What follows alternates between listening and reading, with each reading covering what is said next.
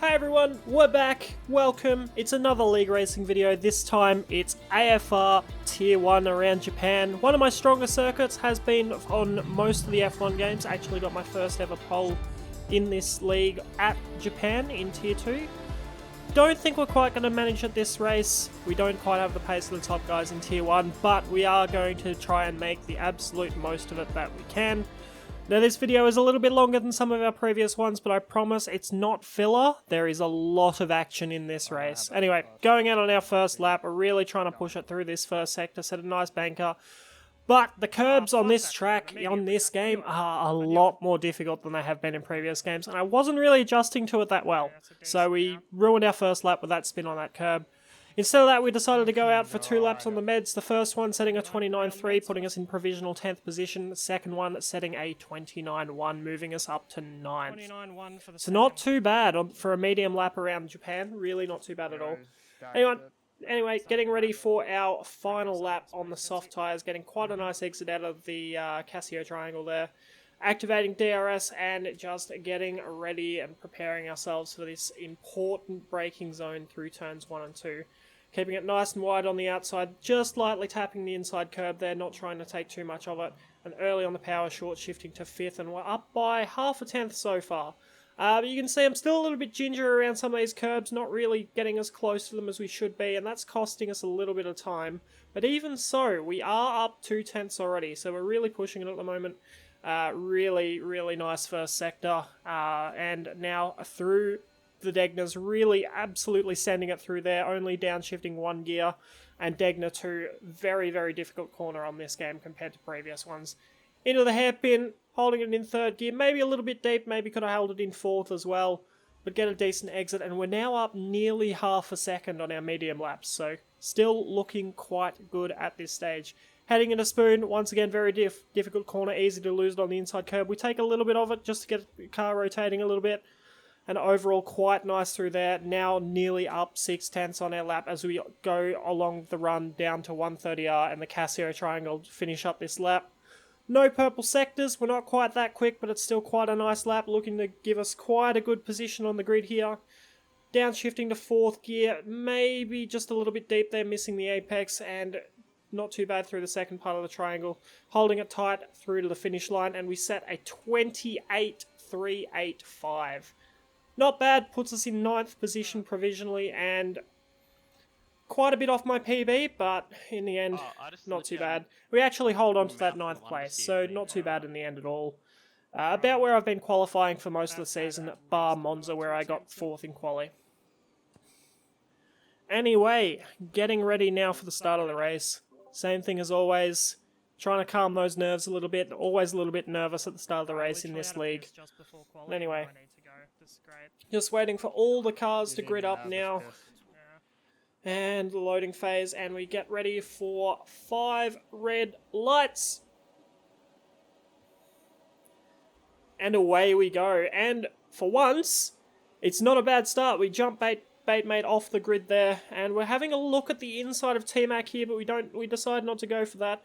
Bait through our hesitation, holding it around our outside there. We have to give him space for this next left-hander now. And thankfully through this right-hander, he gets a massive wash of understeer out on the grass, so we get that position fairly easily in the end. And now we just have to try and stay in this train. DRS so important around this track. Only one DRS zone around here. And with the amount of corners and how difficult it is to follow through Sector 1, if you do not have DRS, you are not keeping up with the cars in front. They are going to pull away. So we are really pushing here, making sure we stick within that 1 second. We're also trying to push the gap out behind us if we possibly can. If we can make it so that we're the last car in the train and we've got no pressure on us, that'll be really good for the rest of our race. We also underfueled a little bit, so we might have a little bit of better tyre wear than some of the other cars around us with that little bit less weight in the car. So yeah, early days, just trying to manage that gap to the car in front and manage the tyres a little bit and just see how we go. But so far we've done well. We've kept it within half a second to T-Mac in front. The rest of the train is all still together. It's looking good after this first lap. just that one thing with our fuel. We are going to have to worry about that a little bit later in the race if we don't get a safety car. So, good start to the race. Anyway, skipping on to lap 4, and we are still in the train. Plus, we've just about broken that gap out to Trin behind to over a second, so we've got no threat from behind anymore. We can just focus entirely on the cars in front and trying to improve our position gradually throughout this race. As we come through here now, heading into Degna 1, we've got a yellow flag behind us, and our teammate Daisy's spun, lost his wing, and brought out a virtual safety car, which doesn't hurt us too bad. Only thing is it goes for almost an entire lap, giving Trin behind the chance to undercut. I thought about doing it myself as well, but lap 5 just seemed far too early to go on the meds. The strategy here is a soft to medium, but it's very, very borderline when you're not on fresh softs from the start, and you have to go from lap 10. So, thought about it, figured it's probably best not to, so we just pushed on, made sure we stuck in this train throughout the next few laps. And tried not to worry too much about the cars behind that are already pitted. You can see Bates 1.6 seconds behind us as well, so we're not too stressed at the moment. Heading on to lap 8, still in this train. There is a bit of a break in the train in front though. The top 3, Mikau, Feber and Potsy, have all broken away from the cars behind them, held up by Feber's teammate Hero a little bit at the moment. So we are losing the gap a little bit to those three front runners at the moment. So a little bit of a concern if we were looking for a podium, but for the most part, for our races, not too bad. Anyway, we've made the decision. We want to try and undercut some people this lap, so we're going to pull into the pits this lap for those medium tyres. But we're not the only one that thinks that. Two of the drivers in front of us deciding the same thing, and as we come in, oh, fuck, sorry. I broke a little bit too late and gave myself a bit of wing damage on the back of T-Mac's car. I missed the braking. Not T-Mac's fault, completely mine. I failed to recognise that I was going to need to brake earlier with how close I was behind T-Mac heading into the pits. And because of that, we get a little bit of damage and lose multiple positions to other cars through the pit lane, both to Batemate and Pondon. And now we also have pressure from behind with Combined. Combined actually, uncharacteristically, poor qualifying result for him. He's actually got quite good pace around here, but invalidated his last lap. So just because he qualified further down the grid, he is going to be a threat. Anyway, further up, the front 3 are trying to battle through some traffic. Pacey in the McLaren on meds, deciding to continue on. As he goes for the overtake into the hairpin here, he has to back out, but he just lightly taps the back of Pacey, and that gave him the tiniest little bit of lime wing damage. You'll see that the effect that has on his car. Look at the train he was holding up for the next few laps. You can see our Ferrari just popping up in the distance there. We are closing in on this train. So just that little bit of damage in the pit lane is being completely negated by Feber's own damage here, holding up the rest of the pack for us. Obviously he wasn't trying to hold it up for us, he was trying to hold as many positions as possible, but it's really benefiting us in this race as well, as we caught onto the back of Pondon, and just 2 seconds up the road, the rest of that train, featuring T-Mac, Pacey, Feber himself, and then a couple of other cars quite a bit further up the road now after they managed to get through that train. So we're really pushing on here, trying to maximise what we can gain out of this and see where we end up. Anyway, on to lap 12, we pretty much caught this train. We're right on the back of Pondon, and Pondon's looking a bit tasty. I reckon we can get this move done. So we have a look up the inside of 130R, nothing going there. We have to hold it back for a bit. We have a look on the outside into the Casio triangle. We nearly get it done, but we just get checked up a little bit by T-Mac turning into the corner. Nothing wrong with him doing that, just a little bit unlucky with our positioning. So we're forced to back out. We're stuck a couple of car lengths behind these 3 cars now. And T-Mac gets around the outside of Pacey, looking around the outside of Feber as well. Pondon actually following him through too. Really good work from those two, and just really unfortunate we couldn't follow them through as well, just too far back after our failed attempt on Pondon. In hindsight, we should have left the move for the straight anyway, and we would have been straight through these cars without issue.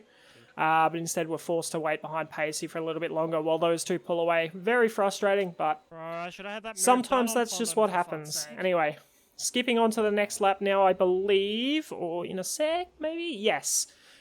Going through the Degnas again, behind Pacey. really pushing to catch him. He gets a little bit of a mistake, goes on the gravel. We're forced to the inside onto this curb, a little bit slippery. He misses his braking point, goes into the side of us a bit. What are you doing?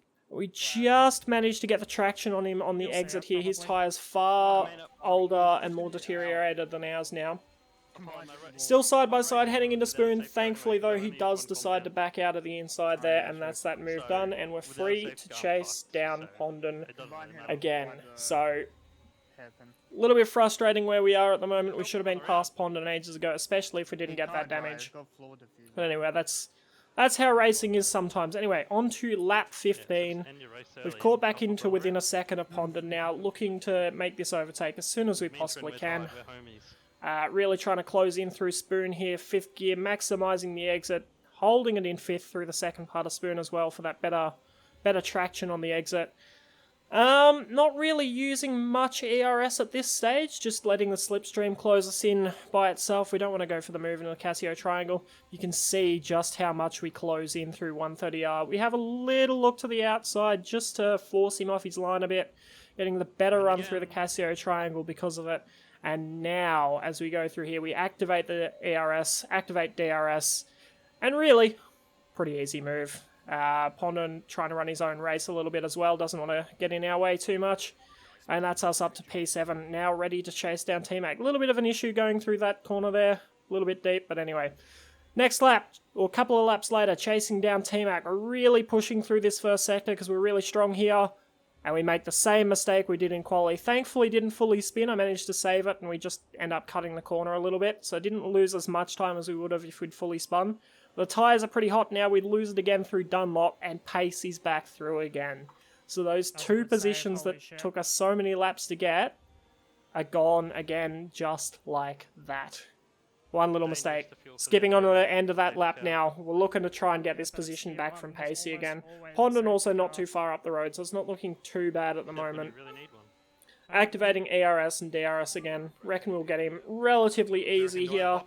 A little bit later down the straight than I would have hoped, and we just catch the curb again. So at this point, it was all just falling apart a little bit for us. We couldn't quite... I couldn't figure out why. For whatever reason, I was just deciding to touch all the curbs. And because of that, now we've lost another position now to Hero. But you look at the top left. The timing board has broken, and the reason for this...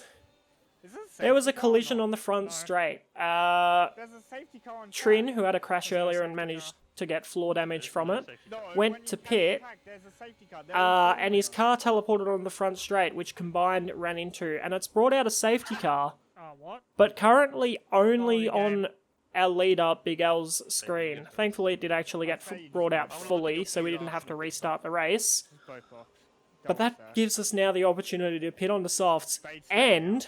more importantly, save up the rest of our fuel. At this stage, we were still over half a lap over half a lap under fuel. We wouldn't have made it to the end of this race on the fuel that we had left. So this is absolutely pivotal for us. Also, double stacking of the Astons plus damage on the pit lane. We have gained multiple positions in this pit stop as well. So we are looking really good now for a really good result in this race. Absolutely insane. Completely unexpected as well, given how we were. Anyway, getting onto this restart now. Trying to maximise our exit out of the Casio triangle, but also not trying to spin it up either. So we lose a little bit of a gap to T-Mac in front. Plus 0.2 laps of fuel. But now it's full attack to the end of this race. 6 laps remaining on the completion of this lap. It's full attack mode. We are looking for every single possible opportunity that we have to get moves done on this lap and every lap to the end of this race. You can see though, a couple of drivers decided to stay out on the mediums. Mikau and Batemate. Batemate especially had a little bit of damage here. And look at the train of cars he is holding up here. The front 3 or 4 drivers just pulling away. And Batemate absolutely getting eaten alive by these soft runners here. He's really, really struggling to hold anyone behind him, and he's just slowing all of us down. Look at him attacking him into the hairpin. Absolutely insane. I went for a dive on team. This, honestly, I have to say it now. From here on in this race, the battles were absolutely insane. We're coming through Spoon now. And you can see Bait just absolutely being eaten alive through Spoon and all the way along this straight now. And we're absolutely juicing. We cannot afford to be stuck behind him for any longer in this race. So still juicing through 130R and up the inside of the Casio triangle. He leaves us the space on the inside and we hold it around the outside for the next part of the corner. And that's that move done. We can keep chasing after T-Mac. Jackson also following us through. On to the next lap. We're looking for an overtake into the Casio triangle. T-Mac not using his ERS. We are. And look from his POV the amount we are closing in. We look to the inside now. Late braking over the curb. We just catch it weird though, and it half spins us. And now we're under threat from Jackson as well. Having a look at his point of view, he's just slightly in front of us as we cross the start-finish line, heading into turn 1. But we are using all of our ERS to try and hold this position, holding it up the inside, squeezing him to the outside a tiny bit, but giving him just enough racing room. And on the outside now, leaving a tiny bit of space on the inside, and we hold that position. You're not getting that position that easily, Jackson. You are not getting that position ever, Jackson. Heading on now to the very next lap, lap 23. Chasing after T-Mac and Matt Dabry as well.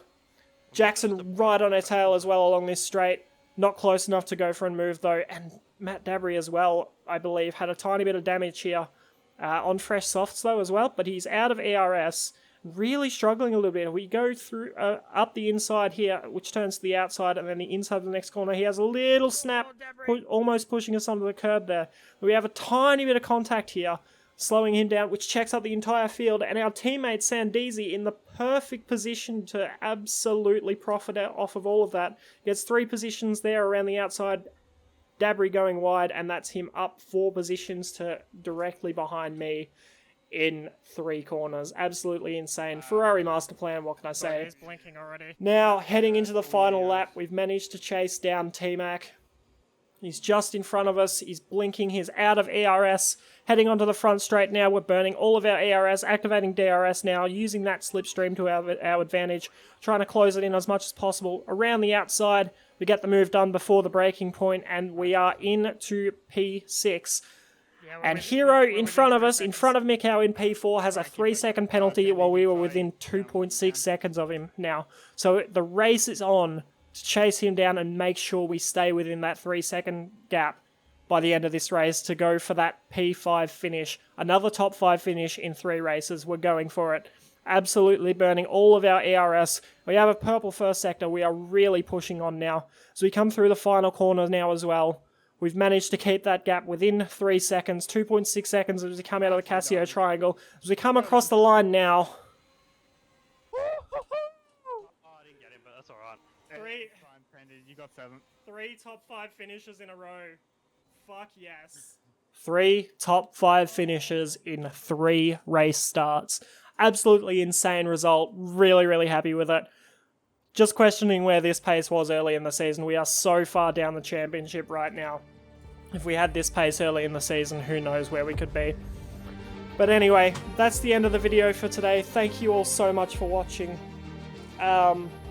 Next video should be out, next stream will be this Thursday for ARL Tier 1, I believe at Austria. Should be an epic race. We really need a good result in that. We are really struggling in that championship.